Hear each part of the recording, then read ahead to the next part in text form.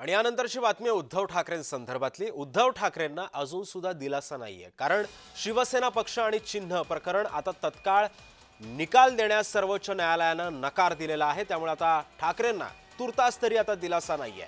शिवसेना पक्ष आणि शिवसेना चिन्ह यावरती सुनावणी होणार आहे, मात्र अद्याप कोर्टानं निकाल देण्यास नकार दिलाय।